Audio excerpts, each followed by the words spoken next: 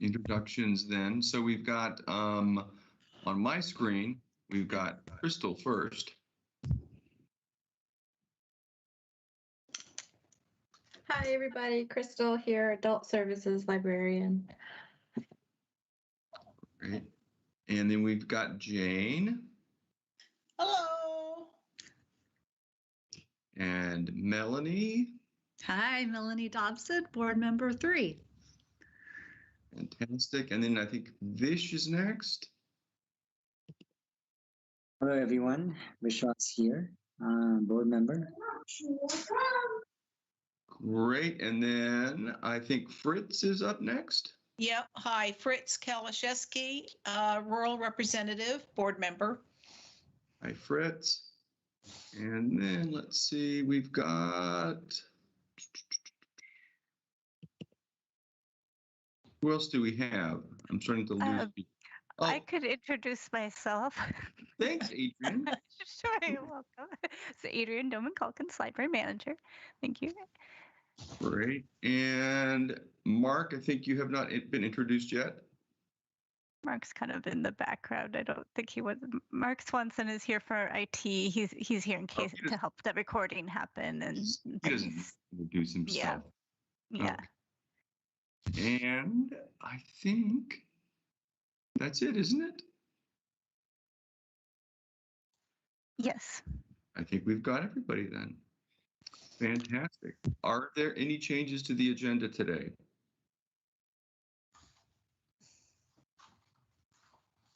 If no, did everyone have a chance to see the minutes that we sent out?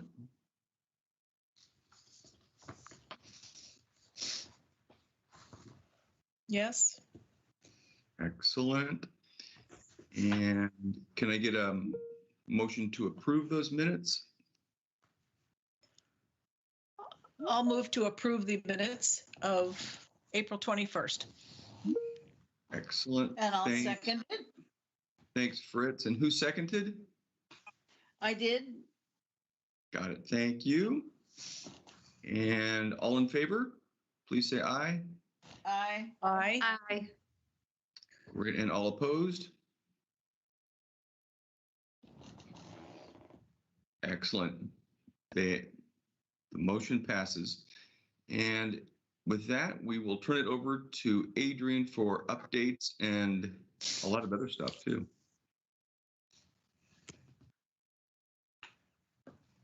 Thank you. Let's see. I need to go back 1 second. I'm going to reshare my screen in a second here. And Danny came in while we were doing the minutes. Danny, do you want to introduce yourself? Hi. Do you want me to, Just say hi, Danny, board member. I'm sorry, my It's like roll computer was call. acting up and Yeah. Thanks for making it. Okay. So, and here comes Stephen.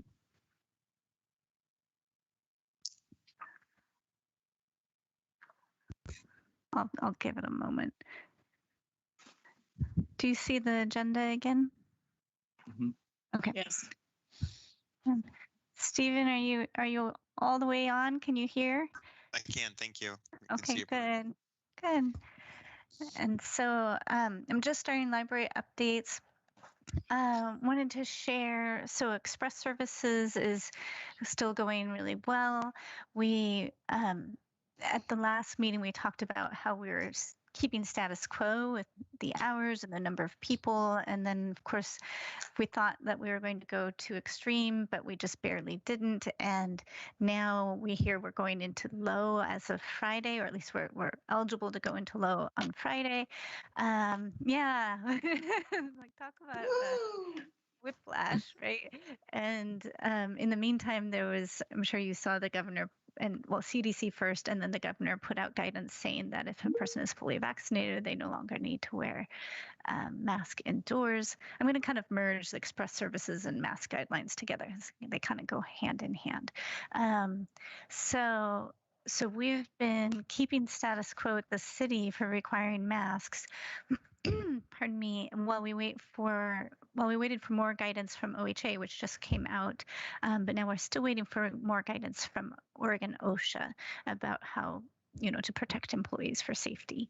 And so right now there's unanimous support in the county for WCCLS member libraries to keep the mask rules as they are. I don't know if that will change. Things change so quickly with the rules.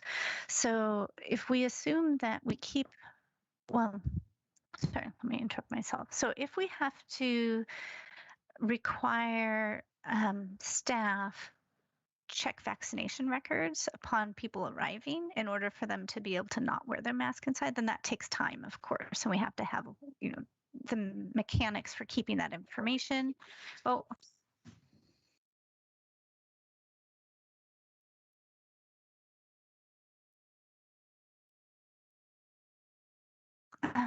sorry, I'm here. Okay, so,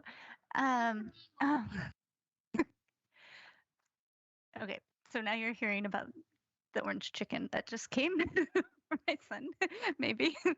So the mask, excuse me, if staff are required, what OHA just said is that if we allow the fully vaccinated patrons to come in without wearing a mask, we have to document that. We have to check vaccination records and we have to document it.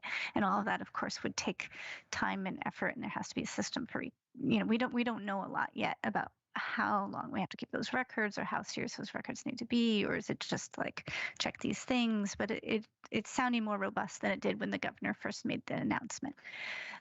So we're advocating actually that we keep with the mask guidelines as they are so that we can focus on being efficient and let more people in rather than take our time with that. And then also knowing that a huge percentage of our population, are kids who aren't eligible to be vaccinated yet, our population, our clientele, our patrons. So we're waiting, to kind of see how that pans out. If express services, if we move forward with masks in place, we're trying to figure out. Jenny Swanson, the library operations supervisor, and I are figuring out, well, how can we expand both the number of hours, the number of people that come in the library, and being, it's really exciting that we're about to be at low. So I expect we'll see some pretty big jumps in the next several weeks and months. And even though we could technically change a lot, we have to do it incrementally because we're a small staff and we just don't have the time to do everything instantly. So the goal is to get to the point where we have more express services, kind of wean off of curbside unless people want that and prefer it. The goal is to put the furniture back out. The goal is to let people have longer visits, and have more people in the library, and to have all the computers usable again, or at least, keeping 6 feet distance and so on. But because there's so much to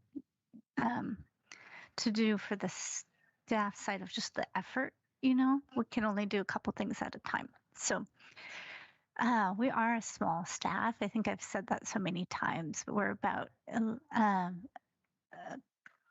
let me think, we're about 11 FTE, full-time equivalent. We have a large amount of on-call staff. We have, counting myself, we have 7 librarians, and then we have 5 library assistants and a page, and then on-call staff.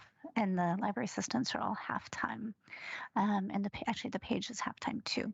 So, not a ton of people to get all done. Melanie, I see your hand. Yeah, I was just wondering, will you wait till we're low risk for like a certain amount of weeks before you start putting furniture back out and those sort of things, so you don't have to then put it all away and bring it back out again? How are you going to do that? Yeah, I see the furniture as being one of the later things that we do. The easiest thing to do in terms of staff and effort is to let more people in at once. So right now we've been keeping it 15 people, and that's about right for what the demand has been. but I think more and more people are going to be comfortable coming inside. And so we could more easily go, like, say, depending on whether we stay in low or not in the mask thing, maybe we can go up to 25 or 50 people. And then we can add time. So going later into the evening, earlier in the day, adding days, and kind of just, focus on access to more people for more time slots and more people in the building at once. And then provided things stay in low, add furniture later. I think because furniture right now we're still doing 30-minute visits. So once we put that furniture out, people are going to sit and do more, and 30 minutes is going to seem too short.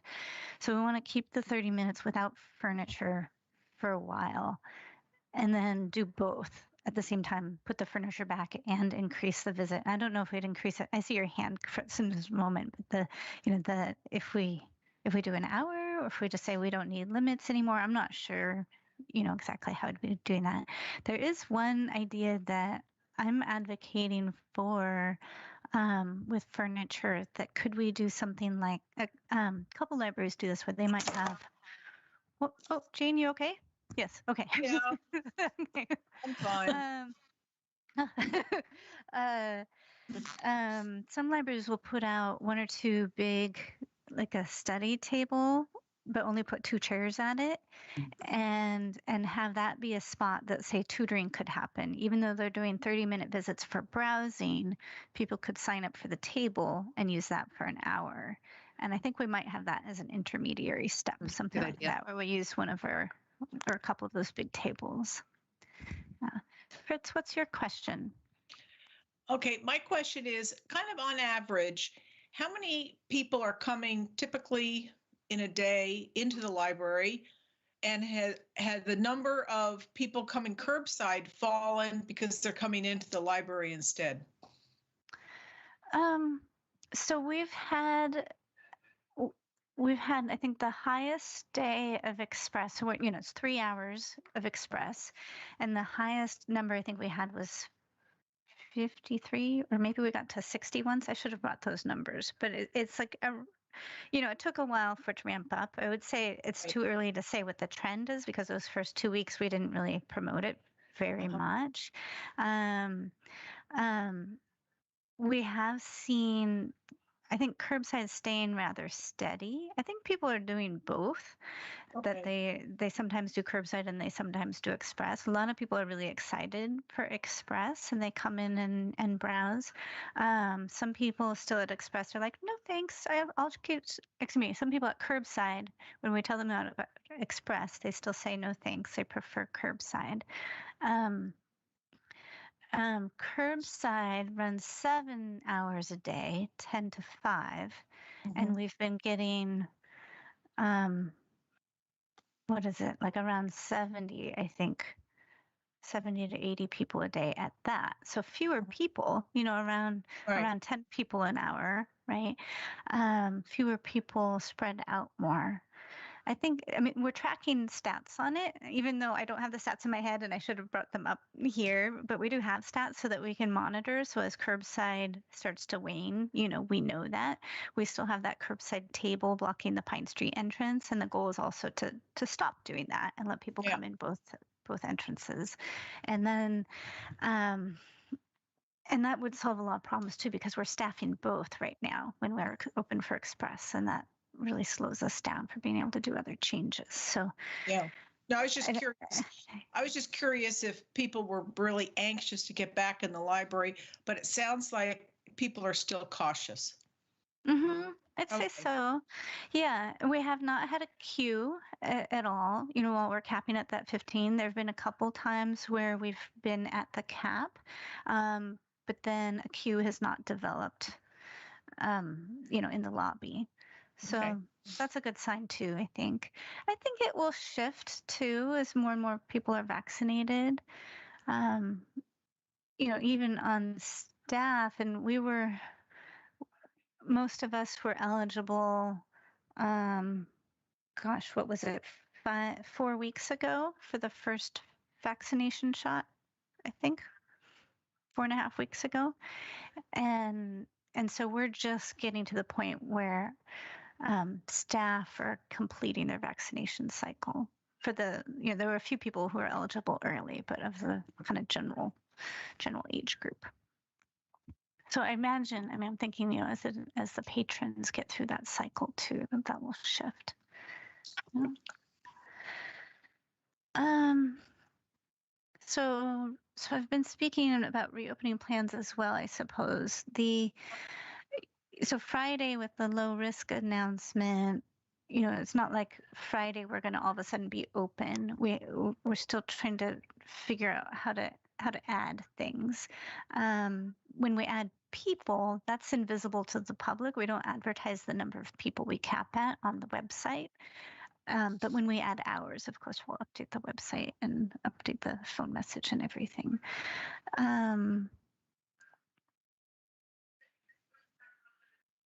For programming with reopening, our programs, everything still stands of what I said last time, where our programs are still online and virtual. This summer, we're planning some in-person outdoor events that have to be capped for attendance, and we're waiting on some more guidance from the state about exactly how we have to do that. And of course, there's the backup plan that they could go to virtual if we have to. We're thinking that in the fall, we might plan some limited in-person programs, but also I'm trying not to rely on that just in case things change. Any questions? I feel like I'm kind of doing broad strokes, but you usually like detail, but I don't want to give too much detail, if you don't want it. So is there anything you'd like detail about? Anything else? We've asked good questions so far. No? Okay. I'll keep going. User survey. So the user survey in English is complete. I sent that to you with the agenda. I haven't put it on the website yet. So if you saw something in it and you're like, that doesn't make sense, or you misunderstood my recommendation, or there's a typo or whatever, there's still a little bit of time, but otherwise it's ready to go. I did make minor change to the first part about the prizes. One moment, Jane, I see your hand. I got to thinking with the gift cards with our other programs, we offer people a choice a lot of the times, and that works well. So I changed that, and I shortened up the phrasing a little bit there, but otherwise the questions all should match what we talked about last time. And it was really helpful that the meeting was recorded. Went through that with a fine-tooth comb. Jane, it looks like you lowered your hand. Do you still have a question? No? Okay. Melanie? Oh yeah, if we see something that needs to be revised on it, do you want us just to shoot you a chat or email, or what is the best way to do that? If you want to mention something now, you could, or you could send me an email. Well, I wasn't really proofing, I just went through it kind of reading, but I did see at the very beginning, there's just a typo. Names are collected separately versus collectively separately. Oh my goodness. But I'll proof through it just to see if I see anything else. Oh, thank you. Yeah, sure. That was probably there. Thank you. Probably just stands out to you like a big red flag. Wait. No worries. All right. Thank you. Any other comments on the user survey? Jane, I see you talking, but you're muted. Oh, sorry. I think it's a very good survey. I'm worried that it's long and that we're going to have to really encourage people to complete it. So it's good that you're having an incentive, and I think it's going to give us very good information. And the Spanish will be out soon, it says? Mm-hmm. Yes, so the Spanish is to the translator's office already. Usually they have a week or less turnaround time. Nice. Yeah. Mm-hmm. Yeah, thank you, Crystal, for helping with that. She sent it. She figured out what needed to be translated. So thank you for that. Okay, should I keep going? Nope. So summer reading, actually, I want to stop sharing this and I'll show you some stuff on the website. So summer reading starts June 1st, just around the corner. I mentioned you're also eligible for your free book if you'd like to. And let's see, I want to show you on the website. One moment here. So for all ages, there's what we think of as the youth summer reading program, and then the adult summer reading program. And they both start June 1st. And so I'm at the sherwoodoregon.gov/library page. This will move up to the very top by June 1st, but hopefully I'm not making you dizzy. If I go down, here we've got summer reading 2021 and adult summer reading. And so this is a theme for all the member libraries in the county. And so we're not doing registration. We haven't done registration for a couple of years now. Everybody comes in. If we're open for express services, they can come inside the library, browse books this year. Last year, we didn't let people browse. It was like, you're this age, you get this book. Because that was back when everybody was really cautious about touching things.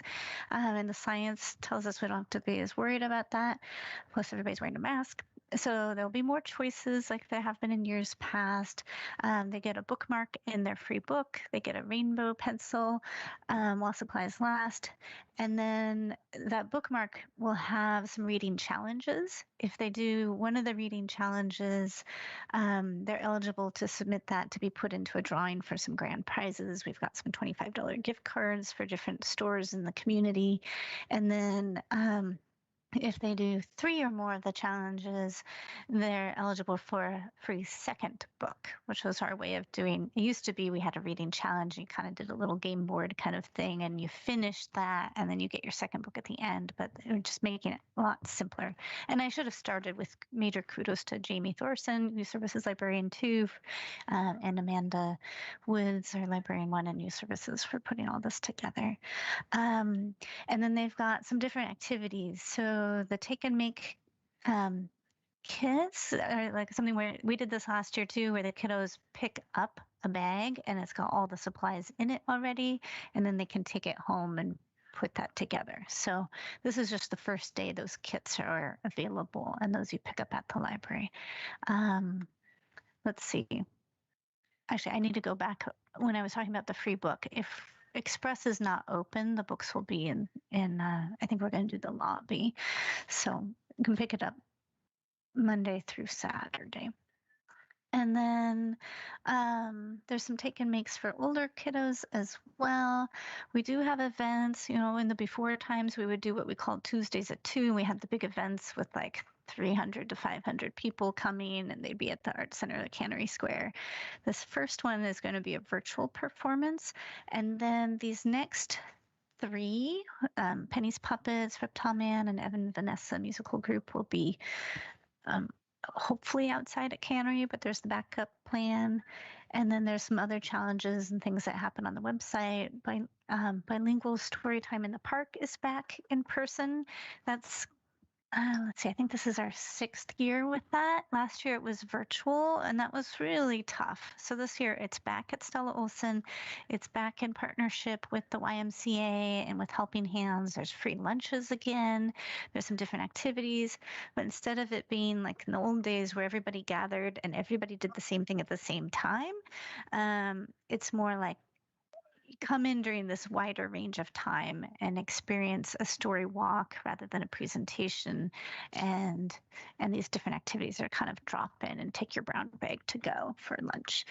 So that, and then we'll still have our regular programs as well. And shout out to Sherwood Rotary Peace Club, who's sponsoring our next social justice programming for kids. It's what we're calling a virtual camp, and that's going to be for 3rd through 5th graders. And then this links us to the adult page, which we saw just a moment ago. So the adults is also very similar, where you get your free book. Major shout out to Crystal for coordinating the adult summer reading. Free books will be next to the youth free books. You can also listen to books. And so the thing with the adult summer reading is we're encouraging people to write reviews. And then if you write reviews, you also can be in drawings for giveaways. Now, as board members, you're in the same category as staff where you can get a free book, but you can't win prizes, unfortunately, because of ethics rules. But you win prizes in my mind. You're welcome to write reviews. Um, and so encourage your friends to do that. And then there's also a WCCLS Reads newsletter, which is really fun with reading recommendations and so on. So, it's, we think of it as summer reading's our biggest program of the year, and it's kind of a misnomer in a way because it's like there's dozens of programs within it. It's really like a summer reading bonanza or summer reading, a theme that ties everything together. And we see a lot more reading happening during the summer, a lot more visits and program activities, and of course to help with kiddos, especially who might lose traction with their reading during the school year, and a way to keep up with it. Any questions about summer reading? Congratulations. It looks amazing. Oh, thanks. Thank you. It feels good to be back in the swing of things more. All right, I'll pop back over to the agenda. Do you see when I flipped back to the agenda? Did that work on your screen too? Okay, good. Okay, so any questions about any of those updates or anything else that I haven't said? Oh, okay. Should I keep going, Randy? Absolutely, you're right on Okay. time. Look Really at that. All right. I love having times on an agenda. It rarely happens that it works perfectly, but it just helps so much to kind of, adjust. So I wanted let me start over. So as I was thinking about the work ahead of us and the work behind us, and I feel like with reopening, that we've had a lot of good news. We've also had sometimes where we thought, oh no, we're going to extreme, and everything happening locally and regionally and nationally and globally, and we've acknowledged that to a very small degree, I think, at these meetings. But I thought, for me, I really like closure or feeling like we in the different groups I'm in and different discussions to just kind of honor moments when it feels like it's needed. And so I thought it could be useful for us to just take a moment of silence. And I wrote it as the suffering for this time because I just couldn't think of how do you describe the hugeness of everything that's been happening. And I know as board members, you've all been impacted in different ways. I'm sure your families have, your friends, yourselves perhaps. And I really appreciate that you're still here and that you show up for these meetings and that you're engaged and you're reading the minutes and helping us grapple with how do we do this library thing during a pandemic. So I wanted to acknowledge that too. So I Googled how to do a moment of silence as a good librarian. and there are a lot of different ways you could do it. It doesn't have to be a whole minute. It could be, longer or shorter, but often it's like just kind of a turning inward, maybe even bowing of heads or taking a hat off kind of thing. I've never done one. I've never led one before, and certainly not virtually in a formal way. I did come up with an image, so I thought we could just have a few moments, and that you don't need to speak or anything. And I'll just say we'll start.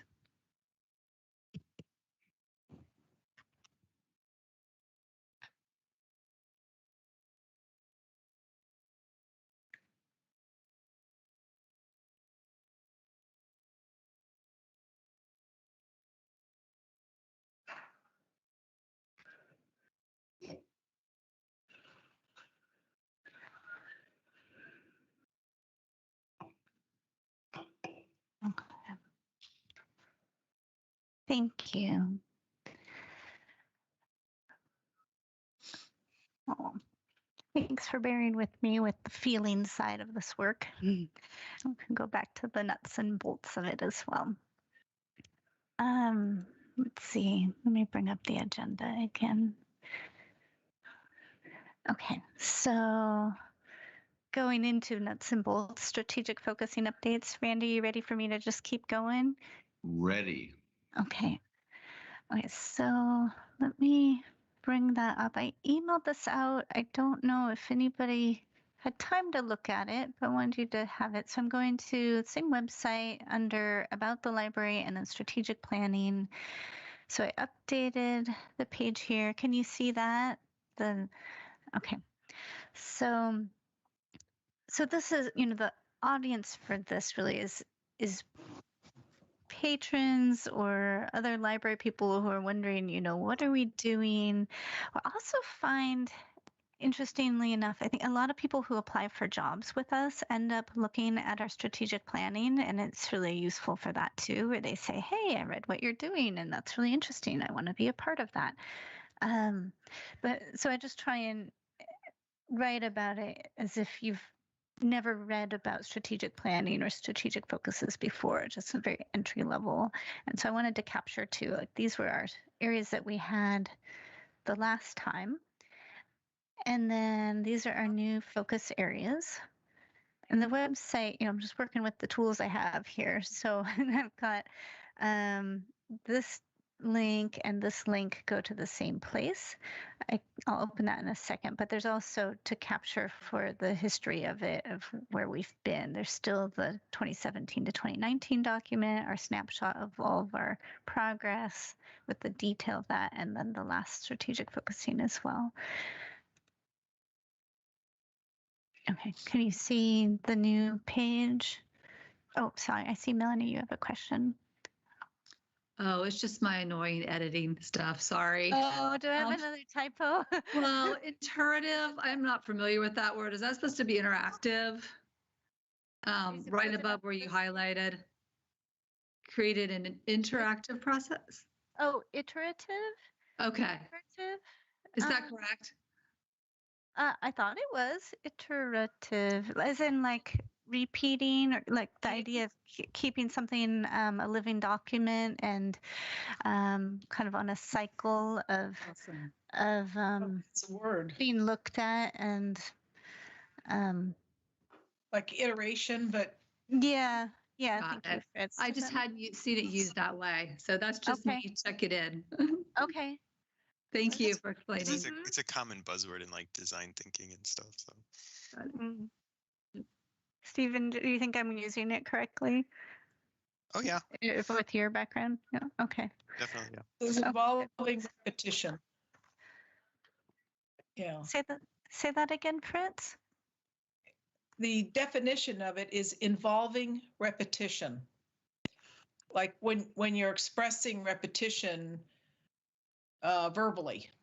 Mm-hmm. So yeah, I mean it's not, I don't think it's a word that's used a lot, but yeah, I think you've used it correctly. Okay. Thank you. So the reason I use the word here is I think, like, say a strategic plan. Let's say we had a 3-year plan. We would create a document. We might still refer to it as a living document in that, like, we're trying to keep looking at it and not necessarily update the major themes of it, but be nimble and progress through the work laid out in it. But this was really meant to be like, in this snapshot of time, here's what we need, and acknowledge that we may need something different really soon, but we don't know what, because of the pandemic, we don't know what it is. So our process, like that cycle of editing, is just really short. Does that make sense? So like what did we do? We came up with the first one in the fall. Was it fall? Late summer? I guess I should know my own. And then it lasted us like 6 months. I think maybe less than that. And here we are again. And this may last us less than 6 months. I'm hoping that it kind of lasts us through the rest of the calendar year. So in strategic thinking, or strategic planning, that's a really short cycle.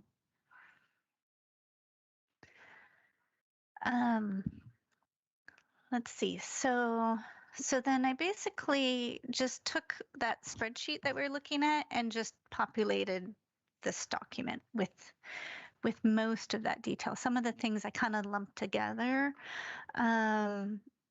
There's more detail in the spreadsheet, and it does go down here. I guess I can give you this link too. I'll put this in the chat. Second here. So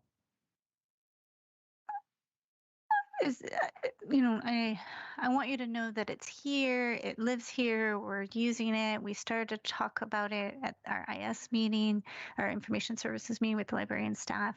We're talking a lot about this step right now, about programming and what comes back. And as you heard me talk about with reopening plans, we're talking a lot about increasing the hours inside the library, increasing the number of people, increasing the length of visit, the furniture, restoring those cordoned off areas. We're also working through some computer. We have some tech issues going on right now with new software and hardware. But so our computers hopefully will be available again soon to the public, and we'll be going through these things. So those first two columns are where we've been putting in the most effort the last couple of weeks or so. The user survey, of course, is going to be coming out. Some of the EDI and some of the OLA conference the whole conference was on EDI, so I feel like we're doing some of that work, but we haven't actually set out plans for how to do this equity lens or when do we revisit the mission statement. This part is on hold for right now. For the programming, if I come back to this part, make this a little bigger. So the theme, outdoor events are easier to bring back.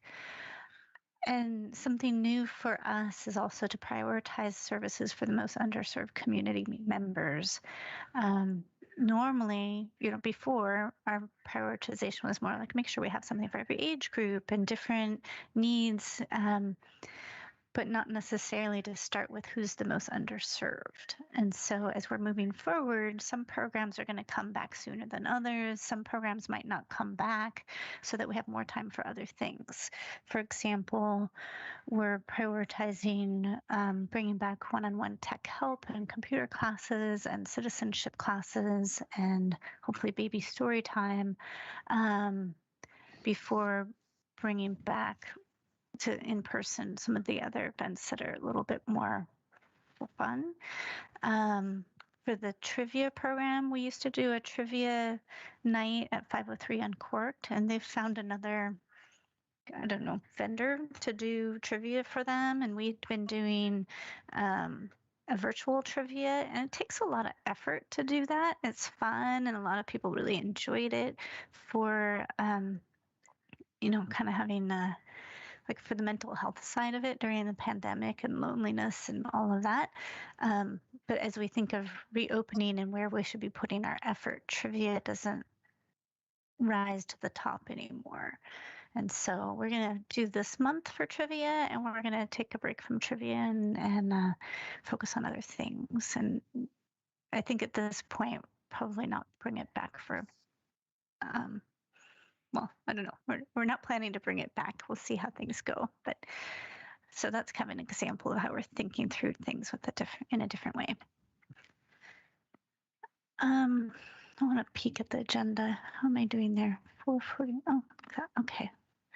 I'll pop back. Any questions about this? Well, I'm happy you didn't give up color because I can track and read the section that I want to read, and it navigates well on my little tiny iPhone. So I'm happy. Oh, good, good.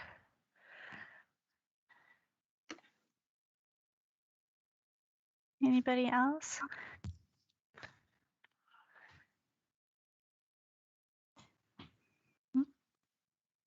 Fritz, do you want me to zoom in on anything?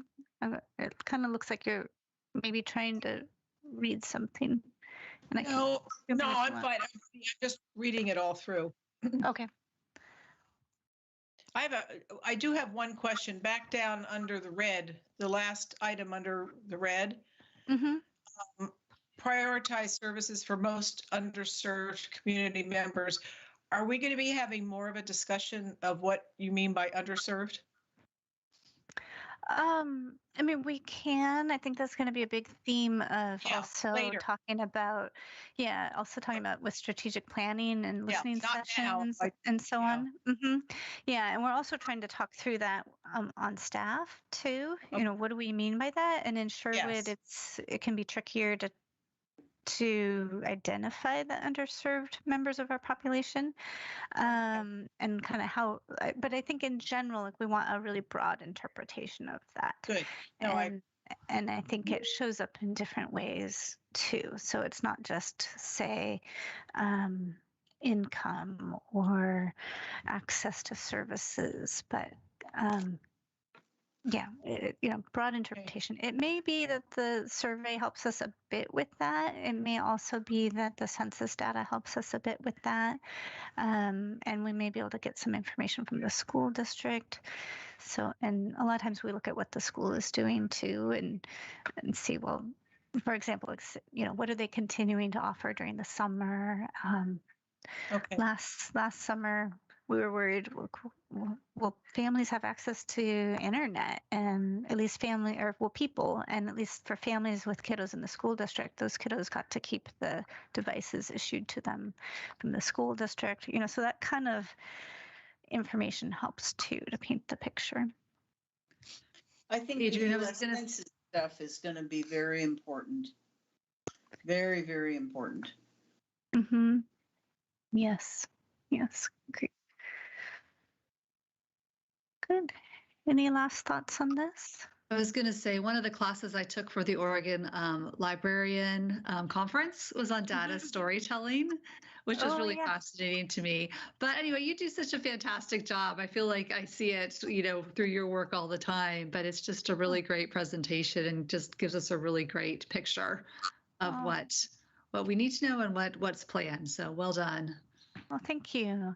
I looked at that one and I haven't watched it, and I wonder, do you recommend it? It sounds like Yeah, it was good for me just because I don't do a lot of that. So it was like all different types of how you use data and how the visuals you can create through it. So that was great for me, but I think you're already probably an expert at it. So you could probably teach the class. Maybe. It's an interesting idea. Maybe I should teach classes later. I took a class in data visualization in grad school, but now that seems like long enough ago that, so many of the tech tools you use for it, I don't, you get out of practice if you don't have access to some tools. And so a lot of people are using Tableau. Well, OHA uses Tableau for all the the COVID stats, and it's interesting to use that. I don't have Tableau right now. Did they mention Tableau by any chance? I don't remember hearing that. Interesting. All righty. Well, that leads us to, it's a perfect segue, Melanie, leads us to OLE conference sharing. I'll give a little intro, but this is really mostly for everybody to chime in. So what I was thinking for, we've got, 20 minutes. So for those of you that participated or attended anything, if you want to share any highlights, things that, especially resonated with you, and then if there are things that you learned that you're like, oh, I think we can use this either as a board or as the library, or you think staff should look at it. And staff are still, so, we're still going through those recordings too. We haven't finished, the conference, and some of us are going at different paces than others. So it's really just kind of conversation starters, I guess. And anybody can volunteer to go first. Well, I can go. I didn't mean to segue into that, but that worked really well. I've just watched a few, and some of them just parts of the classes. I was disappointed. I was wanting to watch the youth classes, 2 of them, and neither of them were recorded, so I wasn't able to watch those. but I did the data storytelling, and then I did a little bit of the one about the legal advice, and that's something that never crossed my mind really, that to call the library to get legal information. They were very clear to say you can't get legal advice from a library, but a variety of legal information and direction and websites and forums and that kind of stuff you can get from the reference desk. So that never occurred to me before, so that was very interesting. In regard to ideas, I didn't directly get this from a conference workshop, but it was more in my own work. Do we have a way to take a class online or eventually in person where you can learn how to use the reference system on the Washington County Library Services? I've got WorldCat dialed in. I know how to use that. But every time I have an unusual question or a magazine article, I feel like I'm emailing Adam, and he's so great. I was just emailing him this morning trying to track down an article. But I'm just thinking that that's something I could do myself if I could learn it. And I didn't know if that was a class that was offered or something that could potentially be offered.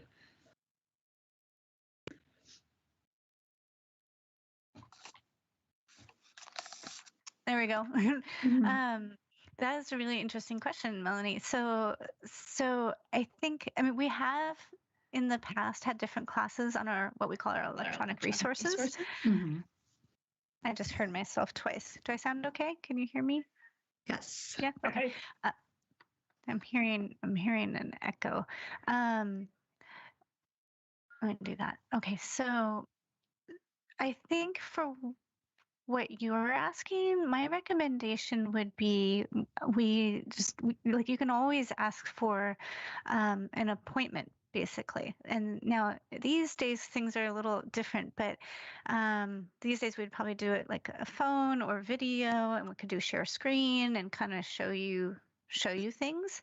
In the old days, we had one-on-one tech help, and we would have done it that way. And we haven't really we haven't been doing that in person yet. That's a priority. And one-on-one tech help, they're 30-minute appointments. It's with a librarian. Crystal's done a bunch of those. Adam does a bunch of, or did a bunch of those, and sometimes it's other staff. And it's the topic within, parameters, but it's a topic of the patron's choice of what they need, and it's customized to them. So it's like a one-on-one class or tutorial, right? And so I think that would be the best fit for you. We could do that now. I mean, a lot of times with one-on-one tech help, people's skill level and comfort level with technology is quite low, to be honest. And so the idea of doing a virtual one-on-one tech would be like counterproductive, because they may need help just getting on the computer and getting into a virtual meeting and, having the web interface work and all that stuff. But you're savvy enough, I mean, when you like that, Just trying to figure out all the really different well. resources. Yeah. So I'd say, I mean, I can ask, between Crystal and Adam, like if we want to start that now. But I mean, like early on in the pandemic, we were encouraging people, hey, call us, or we can set up video meetings. And they had video reference hours. What were those called? Crystal, do you remember? I think people weren't coming, and we dropped it. It was like drop-in Zoom sessions, right? So, Yes. Mhm. yeah. So that was the intention, was like, Mhm. people could come in and we'd still be able to do those reference kind of deeper interactions. But and it was early on. Crystal, do you know if either of you are doing anything case by case right now? So we're not doing anything case by case, but we're also not getting requests for it. So maybe once we start advertising it more again, we'll get more interest. Mm-hmm. Mm-hmm. Yeah.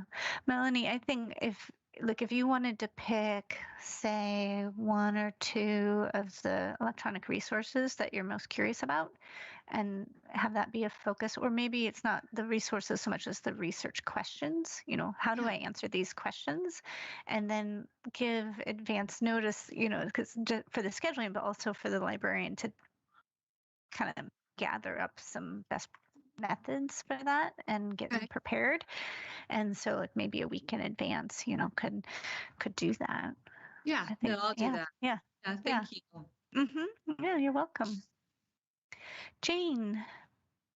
Yes, I wanted to tell you something else about the OLA conference. There was two things. The application called WOVA, is that how you say it?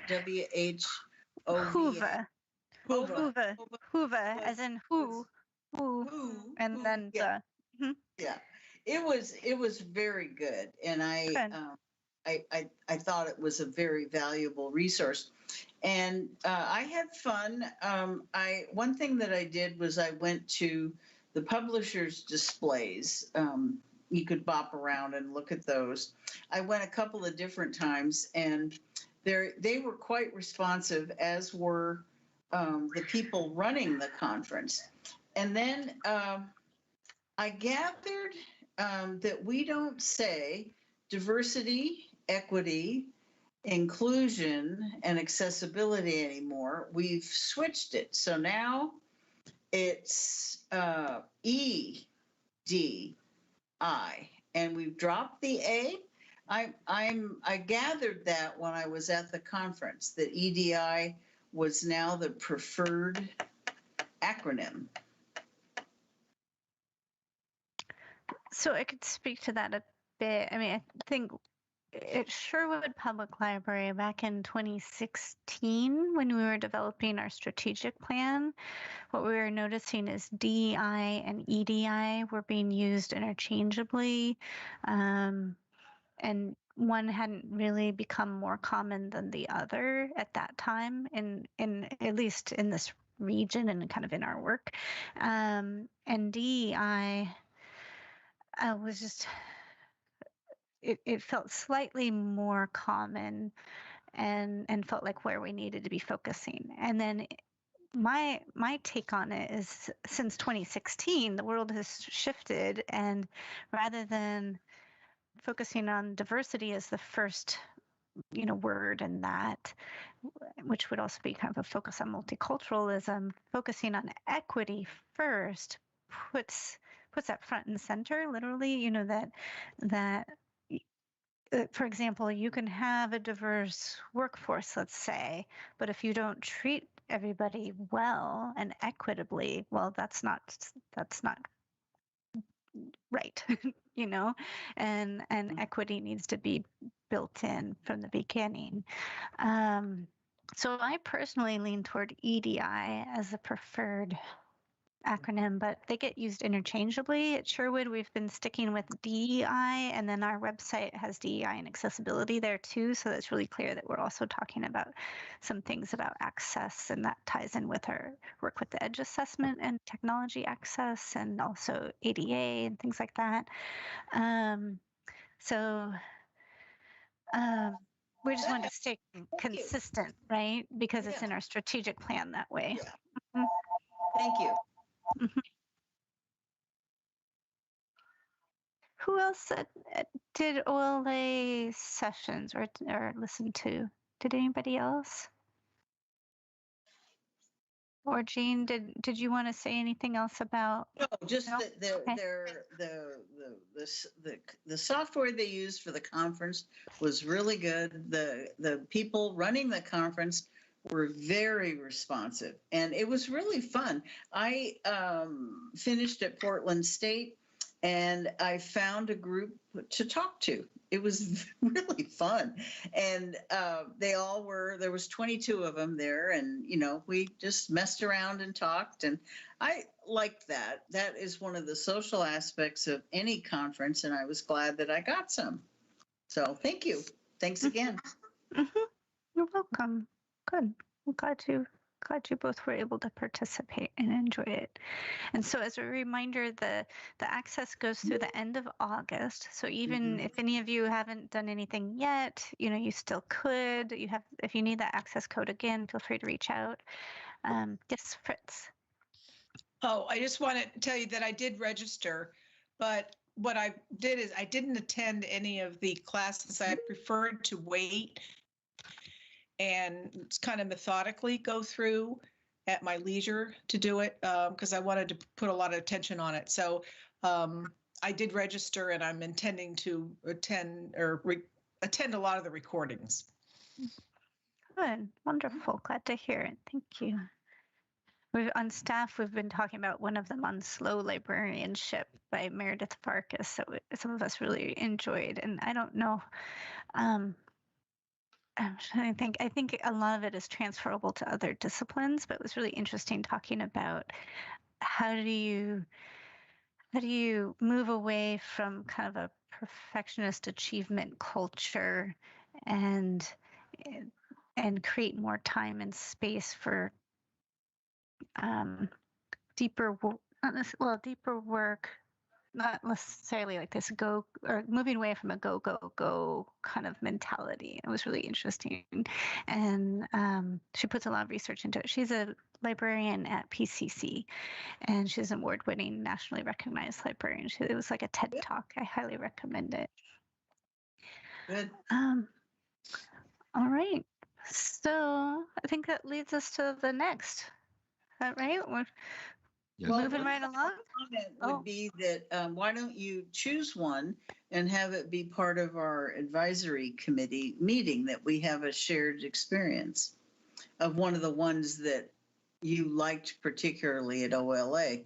I think that'd be fun. Mm-hmm. It could be interesting. I think about that if there's one like to do as homework and then talk about it. Yeah, or we watch it together and then talk about it. Either way. Either way. I'll keep that in mind. Yeah, thank you. Oh, okay. Should I keep going, Randy? Absolutely. Yeah? Again, you're Okay. at a schedule. Doing a fantastic Look at job. that. All right, thanks. All right, so I wanted to give you an update. So the city is doing recruitment for board and commission members, and so that process going on. We do have one vacant spot, and then Randy, I owe you an application for reappointment, and then so those positions would start. I don't think we'll have them placed in time, but we had if we get our new member, actually, let me just scroll up. So our vacant spot is number 9. That person, if they started in June, which I don't, that's so soon, they would have just a, I got to count on my fingers, 2 years, 2 years. I was just like making sure I'm doing that right.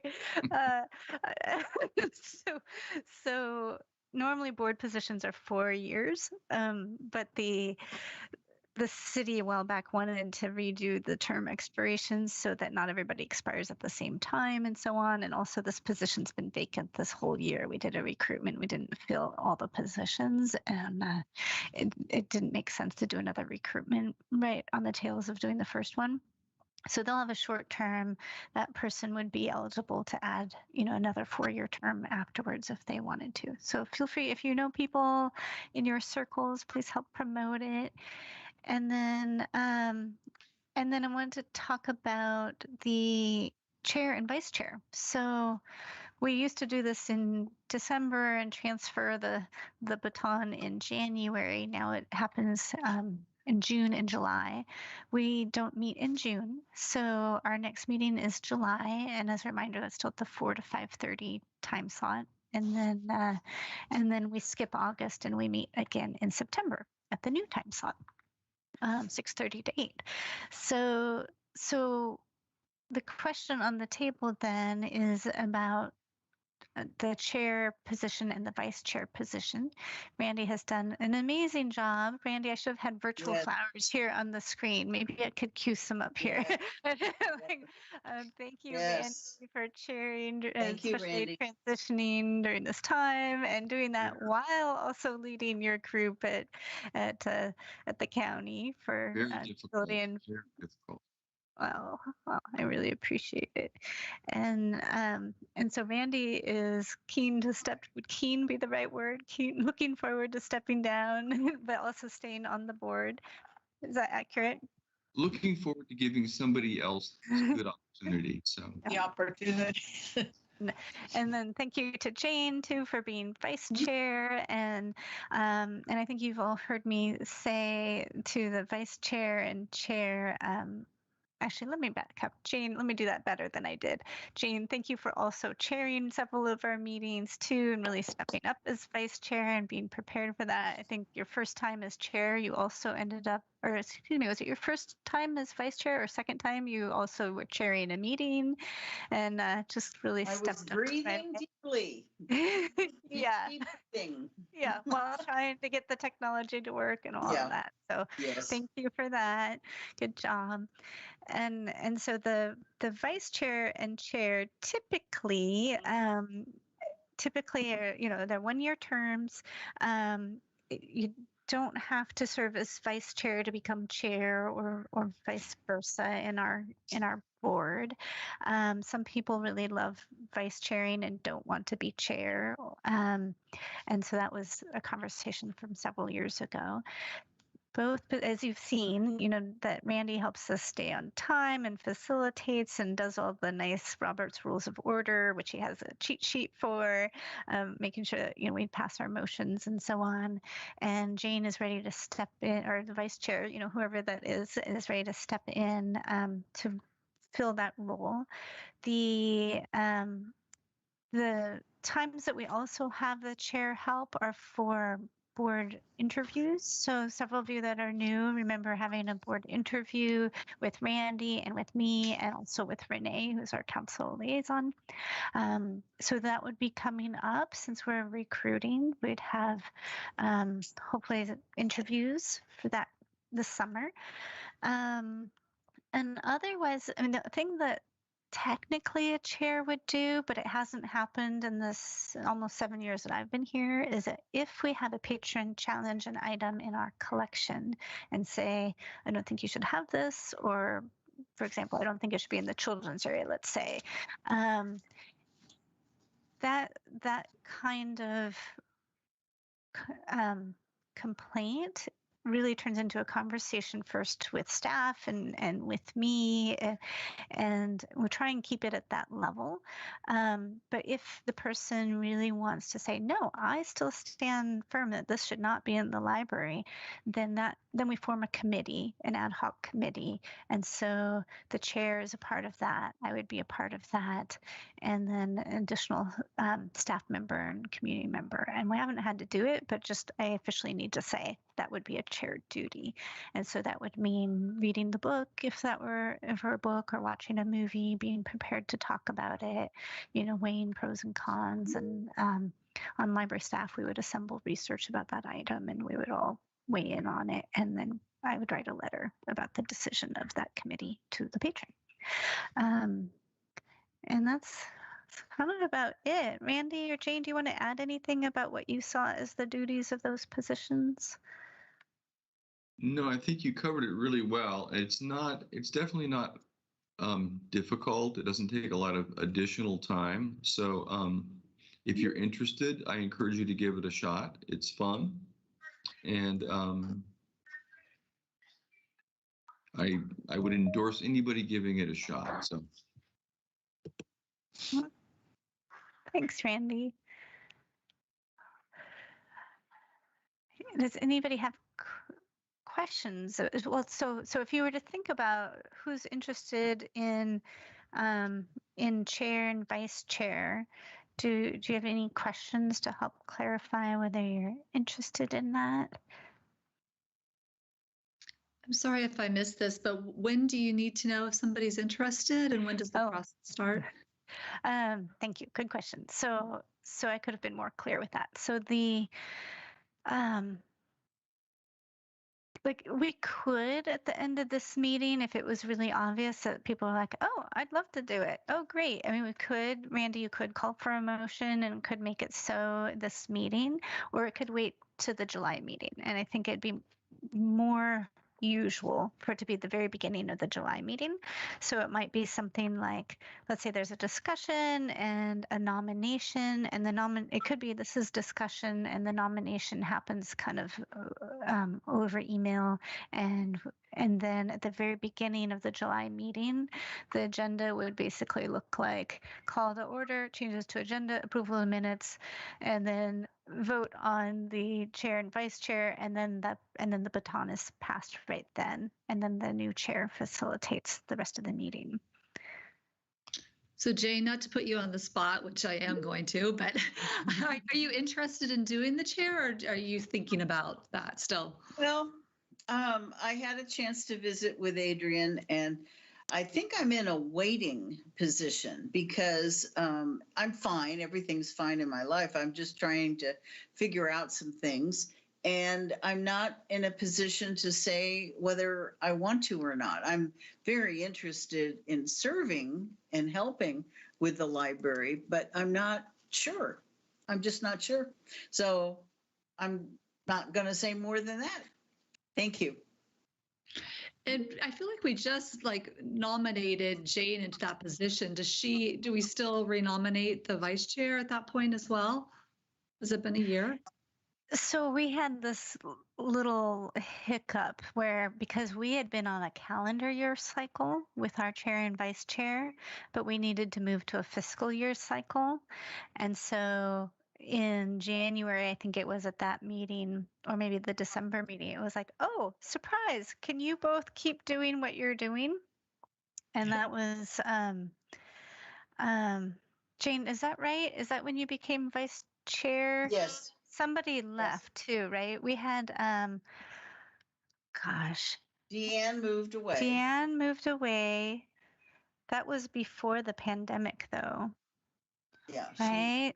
And then that's when Randy was vice chair. Randy became chair a little earlier. Yes. Am I remembering that correctly? No. I think, right. Yeah, so we got off cycle. So we did like a little fill the gap with, that's what you're remembering, Melanie, where we fairly recently talked about Jane doing extra for vice chair.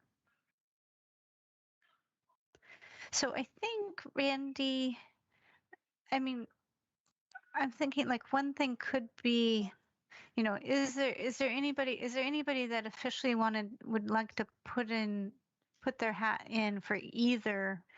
I mean, you could do it that way for either chair or vice chair. And then, who is there anybody that's interested in kind of taking their involvement up a step? And then could be a discussion about which one is which, or I don't know. Randy, what do you think?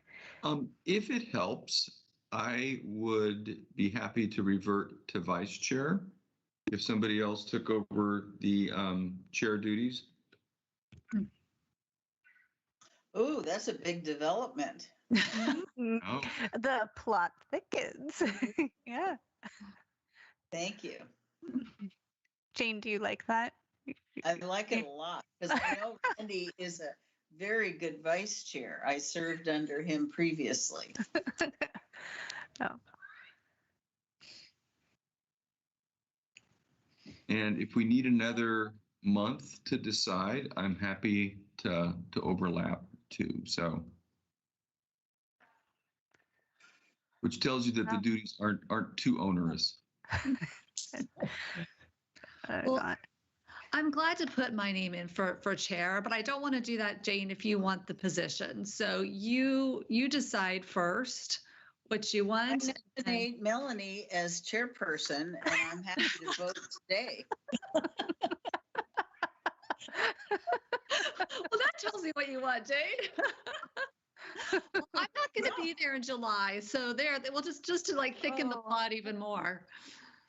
There we go. Well, I mean, we could do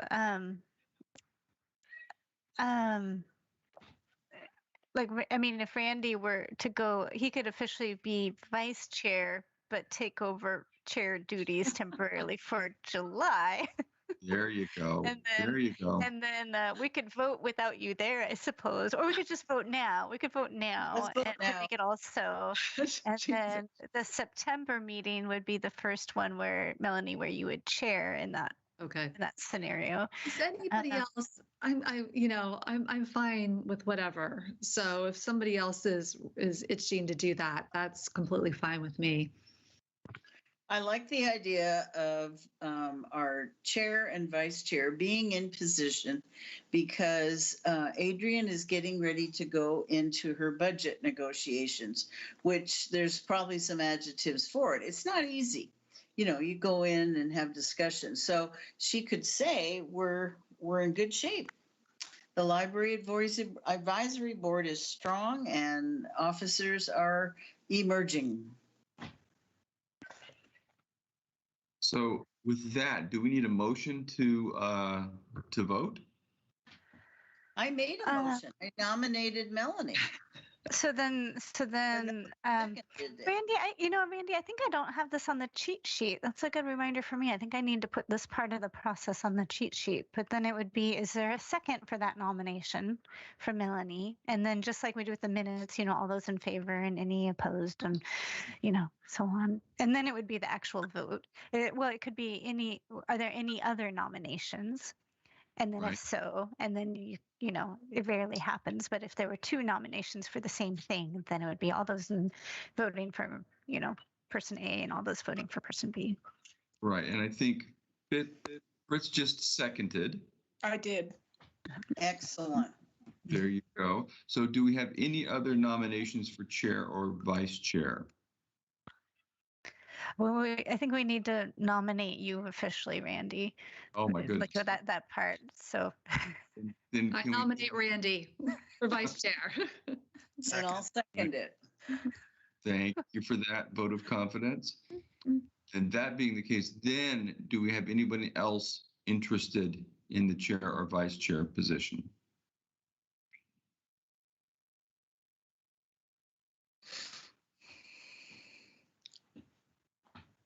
I don't see any takers. No.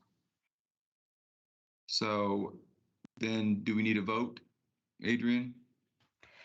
yes. So Oh. then it would be, I think if you just do one and then the other, like Yeah. all those in favor of. All right, then. All those in favor of Melanie becoming chair in July, please say aye. Aye. I Aye. And all those opposed? No opposed. All those in favor of moving me to the vice chair position in August, please say aye. Aye. Aye. All those opposed? And it doesn't look like any opposed, so the motion stands. Melanie will be the chair come July, and I will sub for her in July as the vice chair and be the ongoing vice chair. Thank What- you. Bravo. What a deal. Bravo. Fantastic. Wonderful. Thank you. Well done, everybody. Oh, you're getting even little digital clapping too. Did you see that, Melanie and Randy, from Stephen and Fantastic. yeah. Thank you for the digital claps. Yeah. That's awesome. That's Thank you settled. both. Mm-hmm. Look It's at that. my pleasure. And will you send me the cheat sheet that you guys have? Yes, I'll do that and I'll update it too. Big book. It's Wait a one second. page. Is it even front and back or is it just front? I think it's I just very think- short. Yeah, it's just one page. It's One yeah. page. So it basically just talks you through how to do the typical meeting, So Robert's Rules of Order Light is what it is. yeah. So Melanie, don't bother panic. looking up. Yeah, don't research Robert rules. Don't place a hold on any books. Don't read the whole Okay. thing. Like you don't need it. Robert's Rules for Dummies. No. Okay. Yeah. That's pretty basic. Fantastic. So we've got that settled. Then we can move into council updates, of which there are none. Mhm. Right. And do we have any other business or public comment? No public comment either. I don't know about other business. I didn't have any other business, but no public comment. Now is our chance if anybody has any other business. If not, then Melanie and I can bask in the glory of being chair and vice chair. Yay. It was a hard campaign. I know it was planned all along, all right? All right. Well, thank you, everybody. I think we can adjourn now, and we will reconvene in July. July. July. Thank All you. right. Have a good Take care, June. everybody. Thank you, everybody. Bye. Yep. Bye.